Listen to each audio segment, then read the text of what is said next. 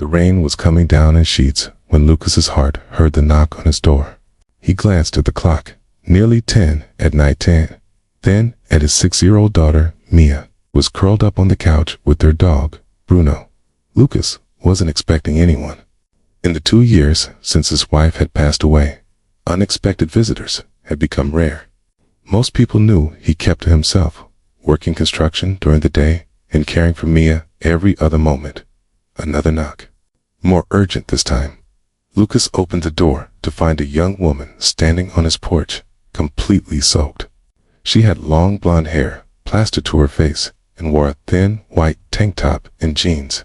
She was shivering violently. "Please," she said, her teeth chattering. "I'm so sorry to bother you, but my car broke down about a mile up the road. My phone is dead. Can I please just use your phone to call for help?" Lucas hesitated. His first instinct was always to protect Mia, but looking at this woman, clearly desperate and freezing, he couldn't turn her away. "Come in," he said, stepping aside. "You're soaking wet. Let me get you a towel." The woman stepped inside, immediately apologetic. "I'm dripping all over your floor. I'm so sorry. It's just water." Shh. Lucas grabbed a towel from the bathroom and handed it to her. "I'm Lucas. That's my daughter, Mia." Mia peeked over the back of the couch. "Hi, you're all wet." The woman managed to smile. "I am. I got caught in the rain." "My name is Sophia, like a princess," Mia said. Sophia laughed. "Something like that." Lucas handed Sophia his phone. "Here, call whoever you need." Sophia dialed, but after a moment, she hung up with a frustrated sigh. "The towing company can't come out until tomorrow morning because of the storm, and there are no hotels with vacancy within 50 miles. Lucas ran a hand through his hair. This was getting complicated. "Case," Sophia said quickly, "I don't want to impose, but is there any way I could just stay here tonight? I'll sleep on the floor. I'll leave first thing in the morning. I just need somewhere dry and safe." Every practical part of Lucas's brain said this was a bad idea.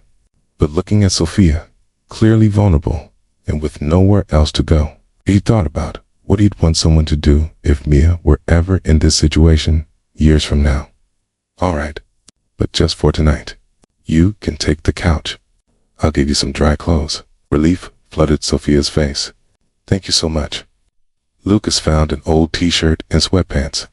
While Sophia changed in the bathroom, Mia tugged on his sleeve. "Daddy, is the princess staying for a sleepover?"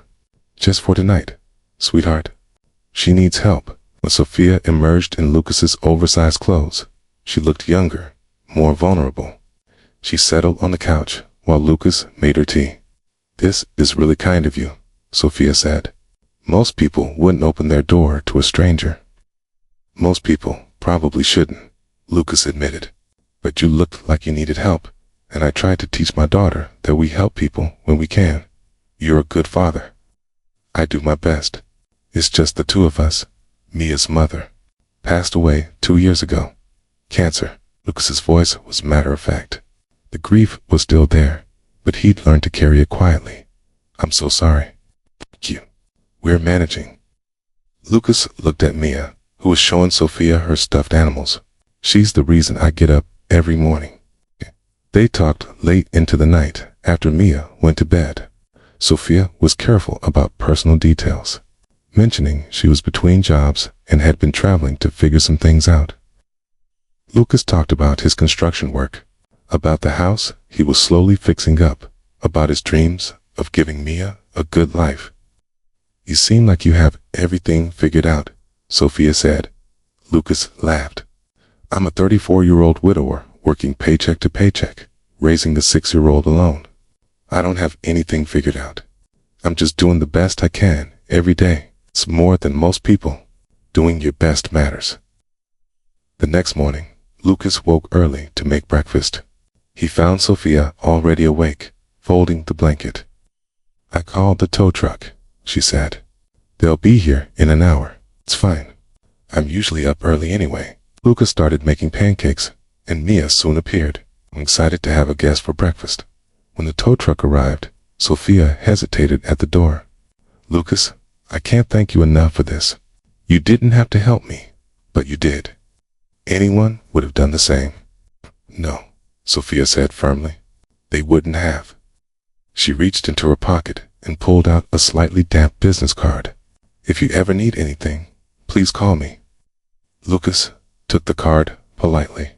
Good luck with everything, Sophia. She hugged Mia goodbye, then left. Lucas glanced at the business card before tossing it on the counter. It read, Sophia Whitmore, Whitmore Industries. The name meant nothing to him. 3 days later, Lucas was at a construction site when his boss pulled him aside. Lucas, there's someone here to see you. Lucas found an older man in an expensive suit waiting by a black luxury car. Mr. Hart, my name is Robert Whitmore. I'm Sophia's father. May I have a moment? Lucas's stomach dropped. Is Sophia okay? She's fine. She's the reason I'm here. Robert gestured to the car.